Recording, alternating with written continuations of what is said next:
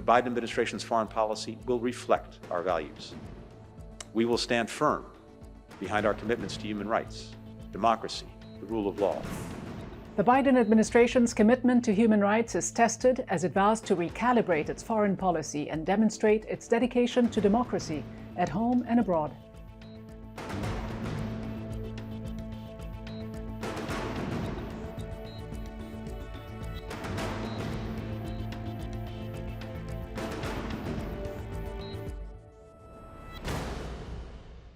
Hello, I'm Ghida Fakhry. Welcome to Inside America.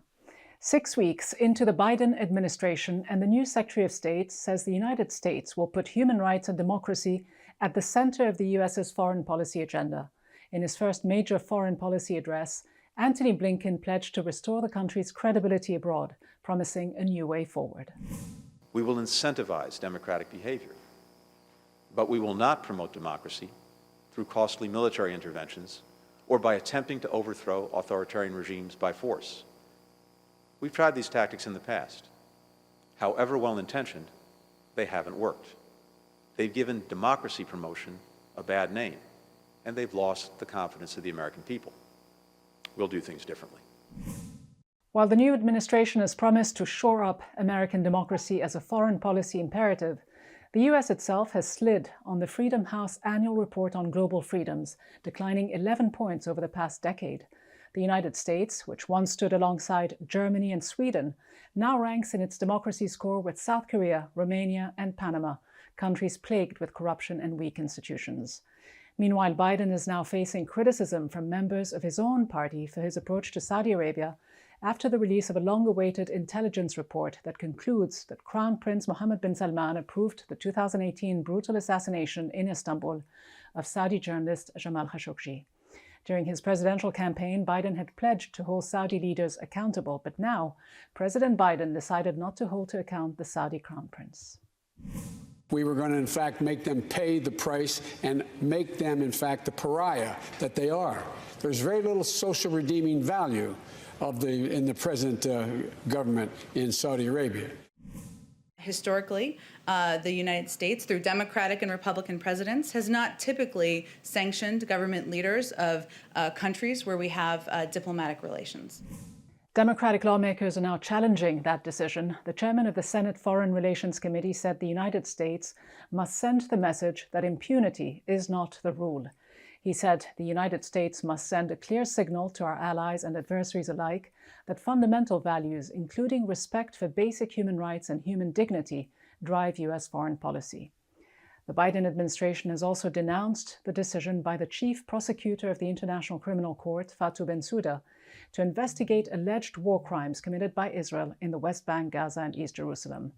Joining me now to discuss this is Michael Lynk, the UN Special Rapporteur on the situation of human rights in the Palestinian territory occupied since 1967. Michael Lynk, the US was very quick to voice its categorical objection to the ICC's decision to investigate alleged war crimes committed in the occupied Palestinian territory or the state of Palestine. Is Israel being unfairly treated as the US contends, or is the ICC simply following its mandate? The ICC is following its mandate. The ICC has an obligation to investigate war crimes where they may occur within the jurisdictions of its member states. Palestine is a member state. It was accepted by the Assembly of Member States in 2015. The pre-trial chamber of the International Criminal Court issued a decision in early February, which said that that the prosecutor has jurisdiction over any crimes that may have occurred in the occupied Palestinian territory, Gaza, the West Bank, including East Jerusalem. So that question is probably clear by now from that particular ruling. And the United States has to answer the question, if not the ICC, then where? The issue always comes down to accountability, and all member states can assert issues of accountability for crimes committed under the Rome Statute. But practically speaking, though, without Israel's cooperation, there's not much the ICC can achieve, can it? Or is there a good chance that justice will be served, that we will indeed see the end of impunity on a grand scale? Yes. So what we're looking at is the possibility of three main areas of investigation by the prosecutor's office: the 2014 war on Gaza, the 2018 mass shootings at the Gaza frontier, and the Israeli settlements in the occupied Palestinian territory, as well as the possibility of others, such as the annexation of East Jerusalem. So for the lowest hanging fruit of this would be the Israeli settlements. These settlements were established with the cooperation, indeed with the indispensable support of the Israeli state. It implicates a number of both Israeli political as well as military leaders. So I suspect the ICC will focus a fair amount of their resources on that. With respect to the two issues involving Gaza, they would be able to enter Gaza, I would assume, through Egypt to do some of their investigation. The U.S. administration, though, does argue that the ICC has no jurisdiction over this matter. The argument, you say, is moot. You also say the international community has permitted a culture of exceptionalism to prevail. How complicit is the U.S. in particular in this? Well, we would have had probably a full, final, and just settlement of the Israeli-Palestinian conflict and an ending of the Israeli occupation of Palestine a long time ago, had that been the goal of the United States. The United States has been the principal diplomatic, military, and economic ally of Israel, and the Israeli occupation could not have continued for the length of time that it has without active American support. So for the United States to be able to say now, well, we oppose the ICC investigation, and what we want is to have the parties go back to the bargaining table. It denies, I guess, the many failures that have occurred of previous negotiations done outside of international law. The United States has proposed a number of peace processes, but they never are attached to the international law nor the UN resolutions, which have been adopted by the international community over the past 5 decades. Are you surprised then that the Biden administration would use the lack of jurisdiction argument here? Disappointed, I guess, would be my words. One would have hoped that with the end of the prior administration and the coming in of the Biden administration, that the idea of America is back with respect to international diplomacy would have included a high priority on the Israeli-Palestinian conflict. To the best of my knowledge, the Biden administration has not appointed a special coordinator for the Middle East peace process. And there is no signs that it plans to put much political capital into this anytime in the future. The diplomacy may stand still, but the occupation continues to deepen. And what is becoming very difficult to resolve in 2021 will be almost impossible to resolve, certainly within the framework of a two-state solution by 2025. So then can the US continue to make these arguments and say that it is interested in promoting accountability, respect for human rights, and justice for the victims of atrocities, and stand in the face of this ICC investigation by using this argument that, as a spokesman at the State Department said, the Palestinians do not qualify as a sovereign state and therefore are not qualified to obtain membership in the ICC or to delegate jurisdiction to the ICC. As we know, Israel never signed on to the Rome Treaty that established the ICC, but the State of Palestine did. It did, and the United States obviously is also outside of the Rome Statute as well. It signed on, but never ratified the Rome Statute. So it is in a weak position with respect to saying to others that this investigation cannot go forward. Keep in mind this: Palestine was accepted as a member in 2015. The argument raised by some countries, including the United States, but also by Germany and by my own country, Canada, is that because the Palestinians don't have the attributes of a state, it cannot be a member. First of all, that question was decided in 2015. But second of all, what is preventing Palestine from becoming a state? It's obviously the protracted occupation by Israel over the last 50 years, an occupation that's going one way only, which is deepening. So for Israel to say, or the Americans to say, the Palestinians don't have a state, the reason they don't have a state is precisely because of the occupation that the Palestinians are complaining about. Michael Link, great to talk to you. Thank you so much. My pleasure.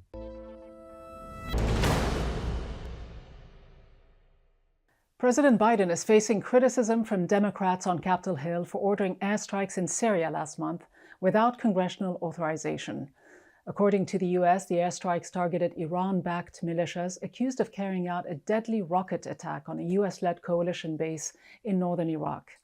In a letter to the White House following the military escalation, 32 progressive groups in the U.S. urged the Biden administration to come to a new arrangement with Iran by reversing the Trump administration's so-called maximum pressure strategy. In a bipartisan letter addressed to the Secretary of State, 140 lawmakers, 70 Republicans and 70 Democrats, called on the U.S. administration to extend restrictions on Iran's nuclear program until, quote, the regime conclusively demonstrates that it has no interest in a nuclear weapons program. The letter also urges the State Department to address what it calls 3 core tenets, including Iran's nuclear and ballistic missile program, as well as Iran's, quote, malign behavior throughout the Middle East. While Biden campaigned on rejoining the 2015 Joint Comprehensive Plan of Action, the JCPOA, which the Trump administration withdrew from in 2018, the White House says it will not lift sanctions on Iran until Tehran comes into full compliance with its obligations. Iran says it is ready to fulfill its commitments after the United States lifts its, quote, illegal sanctions and abandons its policy of threats and pressure. I'm now joined by Hans Blix, former Director General of the International Atomic Energy Agency, the IAEA. He was head of the United Nations Monitoring, Verification and Inspection Commission, UNMOVIC, in the lead-up to the 2003 Iraq War, and is a former Minister of Foreign Affairs of Sweden. Dr. Blix, it's a pleasure to have you on the program. Thanks for being with us. President Biden, as you know, is putting conditions on Iran before recommitting the United States to a multilateral agreement that his predecessor violated. Now, after a wait-and-see period that lasted a little over a year, Iran decided that it was no longer bound by the JCPOA and started enriching uranium at higher levels than permitted under the nuclear deal. It went from 3.67% to 4.5%. The US wants Iran's full compliance now. Before lifting crippling economic and financial sanctions, Iran wants the opposite. What should come first? How do you see the revival of the nuclear agreement? Well, I think it's a little peculiar that the searchlight or spotlight is so much on the Iranian deviations from the JCPOA and not on what triggered these actions, namely the US abandoning and breaching the Security Council resolution of 2015. Until 2018, everything was dandy and the Iranians were fulfilling their obligations. And when the US went away, you don't withdraw from Security Council resolutions as you withdraw from the Paris Agreement. You can do that. They have a withdrawal clause. But Security Council resolutions are binding. And the US simply said, we will not apply it any longer. That deprived Iran of its possibility to sell most of its oil. And it was like a choking of Iran. And for a long time, they put up with that. But then they say that if you continue with this, we will, on our side, begin also to depart from the obligations we have. We are ready to return to the obligations as soon as you return to it. But you started it, and you should then also lift it. So who should pay the consequences then of this breach, the United States or Iran? Well, the US certainly started it, and I think we are used to listen to Washington saying that the world should live by the international legal order. I think the US has now an opportunity to show that it returns to the legal order. Now, in practical diplomatic terms, of course, it's a question of how do you get it together? Both the US and Iran wants to get back to the JCPOA. And if one says you go first and I go first, it's silly if they get stuck in the door. So I think what one should search for, of course, some kind of simultaneous action. Now, that will take a little time because the Iranians will have to rearrange some of the things in their enrichment plants, etc. And the US certainly will have to rearrange all the sanctions that they have imposed. But are we talking about compliance for compliance, or should the United States be the first to lift sanctions before the Iranians sit back at the table? Yes, it was in compliance even when the U.S. started to ignore it and to apply sanctions and to try to force the rest of the world to make Washington the sanction authority of the world. But now that's passed, and Mr. Trump is gone, and the Biden administration wants to get back to it, and I think that's very good and very sensible. It gives a better chance for non-proliferation in the Middle East than we were during the Trump administration. So how to get it together, I hope the Europeans will help the two parties and to arrange it in a sequence where both of them are walking to full compliance again. That may not be easy, but that's the job of the diplomats, I think. Now, there are long ramifications of this, of course, and we might talk about that as well. Have the European signatories to the JCPOA been less than forceful in holding the United States accountable for its breach? Should they have done more to make sure that the United States stayed within the deal, or that there might have been consequences for it withdrawing? I think the Europeans have been trying quite a lot to get the US to come back. And they also want to stay on good terms with the United States because the US is an ally of the main European states of France and UK and Germany. So they want to have a good relation, and therefore I think perhaps they have been milder in the tone vis-à-vis Washington than they actually felt. They actually felt that, like the rest of most of the rest of the world, that the JCPOA was a hard won and an important agreement to maintain, make sure that and give confidence that Iran was not moving towards a nuclear weapon. And it took years to negotiate. But as you know, there are moves now here in the United States among lawmakers from both parties trying to seek, quote, a comprehensive deal with Iran that goes well beyond its nuclear program to include issues like ballistic missiles and other, quote, unquote, malign activities in the region. Will this be a non-starter, in your opinion? I think it's an absolutely non-starter. It's big enough and difficult enough to shall we say, put Humpty Dumpty together again in the JCPOA. And to try to widen that, well, that might be a nice dream, but that's certainly not in the offing. Now, it's true that there are many other problems than the nuclear one in the Middle East. Now, you look at the Syrian war that's been going on since 2011. And if there had not been interventions from so many sides, from the US side, the UK, Turkey, Saudi Arabia, Iran, etc., then this war would have been over long ago. Now it may be petering out after so many years of horror. And I think if the US and others should resolve not to be so interventionist, that goes for Iran as well, maybe, but certainly the US as well. But looking at the nuclear deal, though, is Biden making a strategic mistake by wanting to negotiate the terms of the US rejoining the JCPOA? And is the US in a position to put any demands or conditions on Iran? Yes, I think having breached the JCPOA in the first place, the US is not in a good position to say that they want to be paid in order to go back to legality. I think they should say, here we are, and let's try to meet and do something simultaneously, because they both want to have this result. And it's desirable for the peace in the Middle East. They should look a little further and look at what about nuclear safety and security in the Middle East. Iran has 2 nuclear power reactors in Bushehr. Abu Dhabi has 4 nuclear units, and Saudi Arabia is planning to go for nuclear power. So I think they would have reason to set up an arrangement under which they all would be transparent and would ensure both safety operations and security. But should Iran be given the incentives that it was promised to get back to this agreement, which was sanctions relief in exchange for compliance? And what happens now to make up for the lost economic incentives? Iran's foreign minister, Jawad Zarif, told me before Biden's election that Iran is justified and will demand financial compensation. Would you agree that compensation is warranted? I think that would be adding another great difficulty, frankly. But the getting back to where we were in 2015 would be desirable. See, Iran had a nuclear energy program with the 2 reactors and with research reactors, etc. That was unnecessarily big. They want to have nuclear for electricity generation. but the program was bigger than that, and they agreed to scale it down, to cut down on it. And this is what they did. That was voluntary, they did. And in return for that, sanctions were lifted, and Iran was able to sell its oil and earn its living.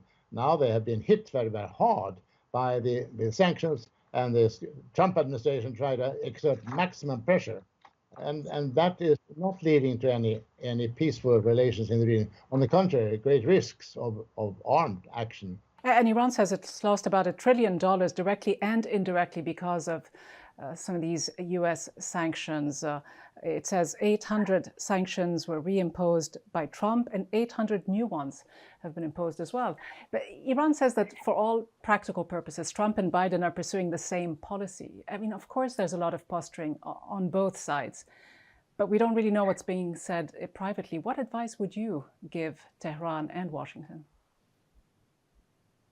Well, so far, Biden has not gone ahead. I think they've been trying to squeeze out some concessions from Iran for the U.S. return. I don't think it's very reasonable that the U.S. should ask a payment to return to legality. They breached the Security Council resolution, and I think they caused a tremendous loss of the credibility of the whole UN. And they not only did they breach them, they also urged other countries and insisted that other countries should follow Washington in sanctions. It is as if Washington set itself up as the world's sanction authority rather than the Security Council. I think the Biden administration wants to get back to is re-establish the UN, United Nations, as a central forum for negotiations and for solution of problems, rather than doing it in Washington. But looking at security in the wider region, some are now saying that Biden should quickly resurrect the JCPOA or risk a full-blown crisis in the Middle East. There are planned nuclear power reactors in the UAE, in Saudi Arabia. How much international cooperation will there need to be to make sure the region is actually kept safe and secure? And maybe first and foremost from nuclear accidents, if nothing else? Well, I know something about the reactors in Abu Dhabi, and I think they have been very diligent and very conscientious about this safety, safe operations. And the reactors are Korean design, and so that's in a very good shape, I think, for starting. And I think the Bushehr reactors are also, with the help of Russians and with outside help, international verification and assistance, have also on a good shape. But nevertheless, when you are neighbors, you want to be sure about the other side. And it's not unusual that neighboring countries that have nuclear power are allowing visits by each other and openness. And I think that should also take place in the Gulf, especially since Saudi Arabia is also coming in with nuclear power. Now, that's a good practical cooperation. You mentioned neighboring countries. Can the region actually be safe from nuclear threats? Can it ever be a nuclear weapon-free zone if Israel's nuclear arsenal isn't on the table? Well, it would be very desirable, but I think that it will be very hard to reach a nuclear weapon-free zone without Israel joining it as well.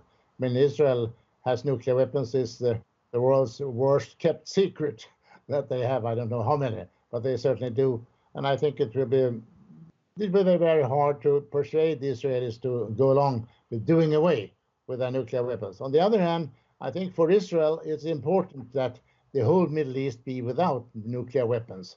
And if they were to sacrifice their own in order to make sure that no one else has, I think there would be a gain. But I doubt very much that they look at it in the same way. They look at it as a life insurance that they will keep as long as possible. It would be desirable, but not very easily attainable. Dr. Hans Blix, former Director General of the IAEA, a great pleasure to see you again. Thank you so much for being with us.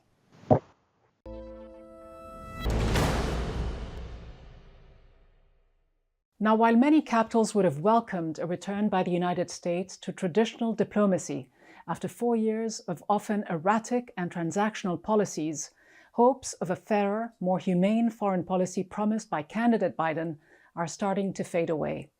His decisions to authorize a bombing raid on Syria just 27 days into his presidency and to appease the Saudi regime after vowing to make the country, quote, a pariah, or his silence on Trump's reversal of policy towards Cuba and Western Sahara show Biden's political calculations.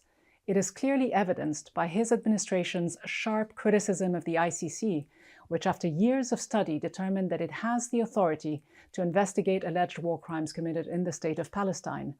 The evidence is even clearer when the Biden administration demands that Iran be in full compliance with the JCPOA, an agreement the previous one was the first to violate. And so, in short, redressing the United States' credibility deficit will require more than electoral slogans. And if the Biden administration hedges its position by looking at the midterm elections in 2 years, it will achieve a change of style, not credibility. And Trump would have had the last word, with the JCPOA becoming a relic of history. That's it from me, Ghida Fakhry. You can send me your thoughts and comments on Twitter. Till then, from the entire team here in Washington, thanks for watching.